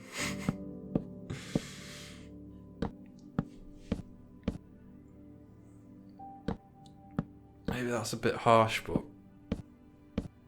I don't like these people that get really like dark tans and they're obviously like white. But then if you don't have any tan at all, it looks weird. So obviously in this era, apparently having pale skin was the fashion because it showed that you didn't have to be out on the field working. So it became like ingrained in the culture to see that as attractive, which is interesting because I was talking about whether it's genetic or whatever, and like certain like physical traits are obviously like genetically programmed. Obviously, like most people are attracted to the same species and the opposite gender to themselves. That's genetically programmed. But then on the other hand, there are certain things that have an environmental aspect. So skin color, for one, like body fat percentage. Apparently in ancient Greece when I say ancient Greece, that's not very specific. It might have been Athens, one of the city-states, somewhere in Greece in the ancient times, they found like overweight women more attractive. But I don't know, that could have been like a short trend and it was just recorded. Apparently blind men, they're attracted to, like, as you'd expect, kind of well-formed, healthy female bodies, which suggests that because they haven't been under the influences of culture or trends or whatever, suggests that is natural.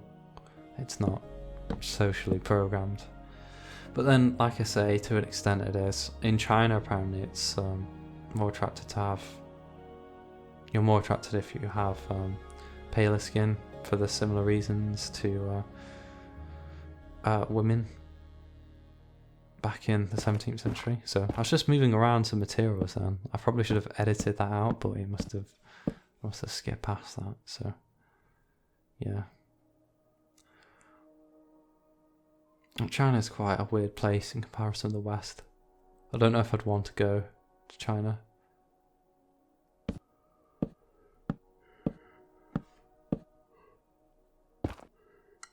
Maybe sometime. Have you ever seen the The Moaning of Life or An Idiot Abroad? Carl Pilkington's really funny. Ricky Gervais and Stephen Merchant, they're all very, very funny, talented people. But like Carl Pilkington in that series is really funny. It's just interesting to see because he says what he thinks, and he's just kind of an ordinary English guy who, yeah, he is a bit of an idiot sometimes, but I wouldn't say he's not unintelligent. he acts a bit daft sometimes and comes out with funny things. His when he went to China, I don't think he was very impressed. What did he say? The Great Wall of China he described as the alright Wall of China, because a lot of it was rebuilt in the 80s apparently, and he had some other criticism, but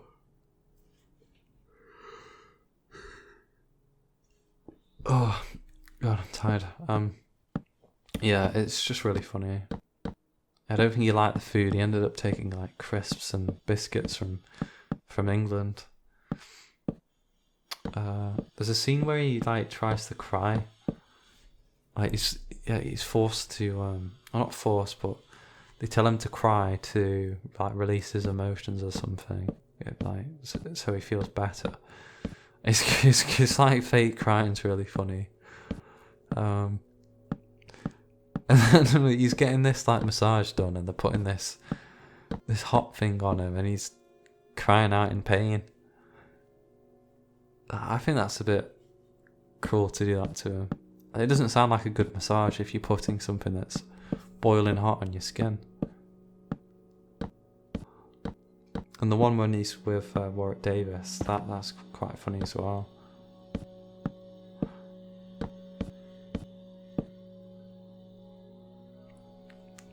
Another good series, I think it's called Life's Too Short. I've seen clips of it on YouTube, but I've never seen the full thing. I probably should, because that looks quite funny as well. That's like a parody of...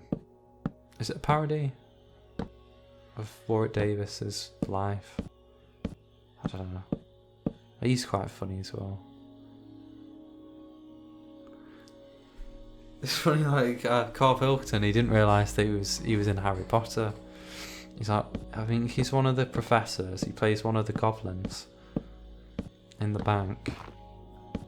Maybe some other role, but it's been like years since I've watched it. I watched it as a kid.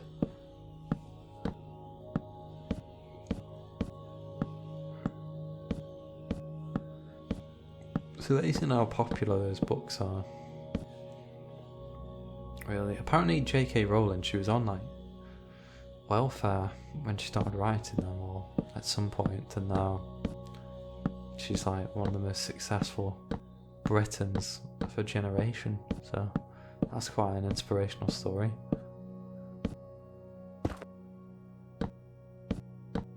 When you look at things like Lord of the Rings, obviously,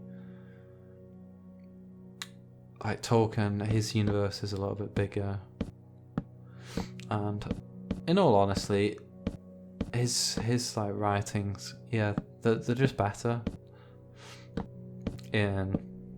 Well, it depends how you rate it, really. I mean, Harry Potter's probably... Is it more popular than The Lord of the Rings? Well, they're both successful. But I think Lord of the Rings was probably more like revolutionary. But yeah, Harry Potter's really good. I don't really like it now as an adult because it's mostly meant for children. And you could argue the same for The Lord of the Rings. I spoke to someone before and she said she didn't like Lord of the Rings. So I called her a degenerate. And she said, well, like, you're weird for liking hobbits. As if that's the main selling point. Like, oh, look at the little hobbits. Oh, I don't... It's not like I like hobbits. They don't detract from the story. I think the point of it is that Hobbit's quite like a humble creature, and that was the reason that Frodo carried the ring, wasn't it? Because he was humble, whereas if a man carried it, because he's less humble, he'd succumb to the temptations of the ring. So that's why the little hobbits had to carry it. And that's the point of the film, I guess, that even the most humble creatures can have a great impact. Well, that's not the only point, but that's a point. That's the point of the story. Yeah, it's a great film. And she also said she didn't like the Joker, which I haven't seen, but I would like to see. I've heard good things about that, so I hope it is good. I hope she's wrong. A lot of people like it. I think, how do you say his name? Joaquin Phoenix. Like the first film I saw him in was Gladiator, and obviously that's a great film. Definitely. And he was pretty exceptional in that. Yeah, really good performance. So.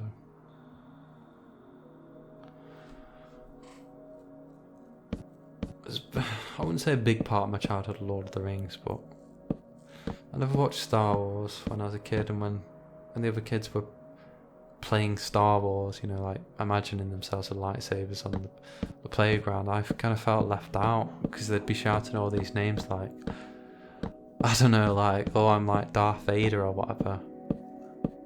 I'm like, oh no, I'm like Yoda, and then I'd be there thinking, who are these characters? I don't know who these characters are. I'm just gonna stay out of it. It was a bit like that with football teams or like football players. I wasn't really that interested in football. I liked playing it, but I didn't know many of the players, and I used to get made fun of because people would realise this and say to me, "Oh, you don't know who this is. You don't know any players." That made me a bit self-conscious. It was like that with music as well. I wasn't really that interested in music when I was a kid. It's not like I didn't enjoy it. It wasn't like I'd listen to albums or like single tracks and remember the name of the artist and the name of the song. So when someone would ask me when I was a teenager, what band are you into, I didn't really know what to say. There's this band that was popular back then, in my day, in high school. It's called Green Day, and it's kind of like the most typical like teenager band that you could imagine, really. And it's alright, but the music's, I don't know, it's a bit, it's not like, I don't particularly enjoy it at my age anyway.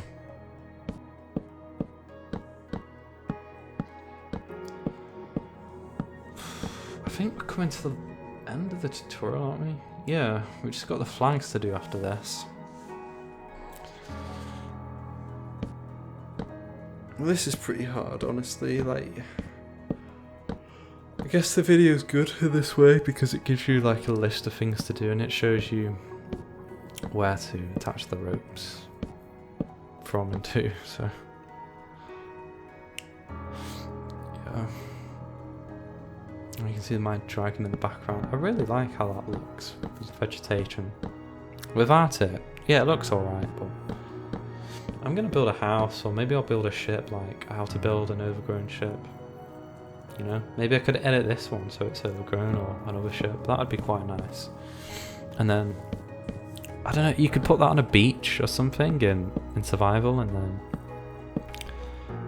make like a house out of it, I guess. That'd be quite cool.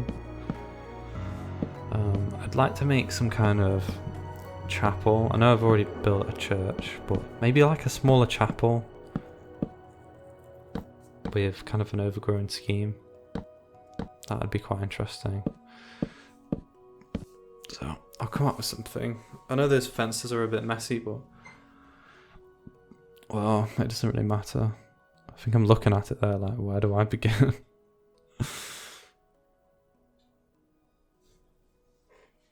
Alright, so we're bringing the rope down, and then it's going to split.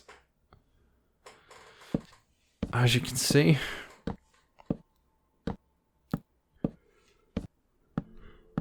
Oh, my shoulder's hurting a bit now.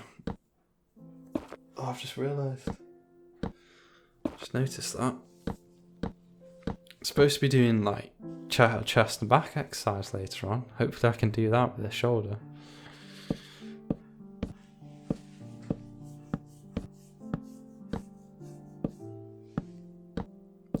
My neck's hurting a bit. I don't know how I've done that.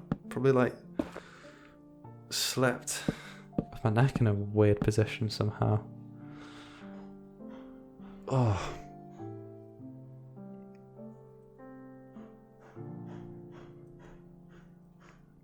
Be having a rest tomorrow, I think.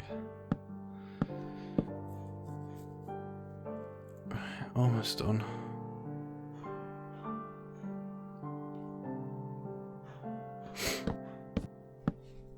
Right, final mast. If you exclude the one and the what is it? What is it now? I've forgotten the name for it. I used to call it like the spirit. No. Oh, for whatever reason, I've forgotten the name. You know, the very small mast that's attached to at the very front of the ship. The bowsprit. That's it. I was thinking of like, I used to call it the bowsprit, but it's just the bowsprit without the first I in spirit. Yeah, I think it'd be like an overgrown ship that's capsized, you know. The thing is, I'd have to use World Edit to rotate it, and then you have to fix a lot of the sort of like messed up blocks. But I don't know, would that be hard? Maybe, but maybe I could give that a go. But then like kind of make a tutorial for it, which will make it worth doing.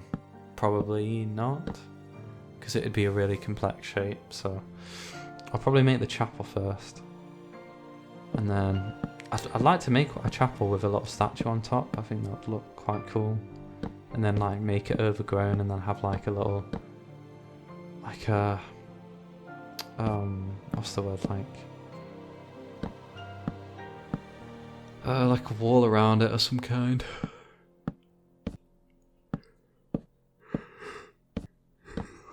That's what I'm picturing in my head. It's easy to picture these things, and when it comes to making them, it's a lot harder, and then you have to make loads of alterations, and it ends up being a little bit different than what you imagine. But sometimes, well, it's usually a lot different, but sometimes it's different in a good way. It's like, it's not what you imagine, but it's actually like the same level of quality as you imagine. So yeah, it's be interested to see what I'll come out with. I've just been a little bit demotivated with doing this kind of stuff, because I've kind of failed on my last couple of projects. It's a bit annoying, which is why I'm doing this, just to get something done. And like I say, hopefully people appreciate this, because, well, Ship of the Lines are pretty popular, and no one else has done one as good as this, if I can say so myself. I think people have made Ship of the Lines as good as this one. I mean, no one's made a tutorial for like a decent Ship of the Line. You have like a lot of fun little tutorials that you can see on YouTube, how to make them like a medieval ship, and really it looks like a scaled down frigate, which is fine, you know. It's just like a fun little tutorial. But this is like a, I don't know, like a hard cut one. I think it's 2 hours, isn't it? Yeah. I think I used DaVinci Resolve, and it says 3 hours 8 minutes, but I think that means 2 hours 8 minutes.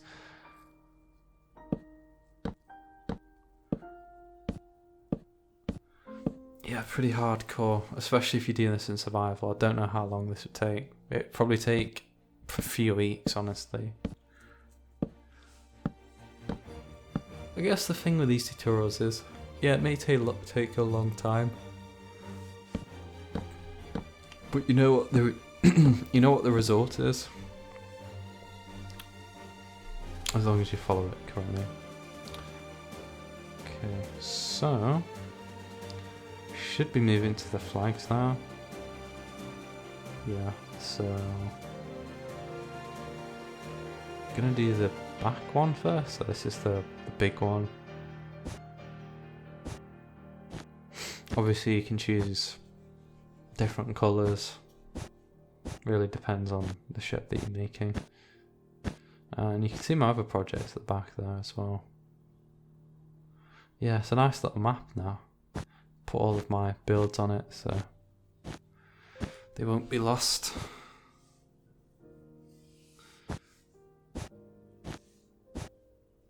this is supposed to be a like an English Royal Navy flag, so mostly red with the flag of St. George in the corner.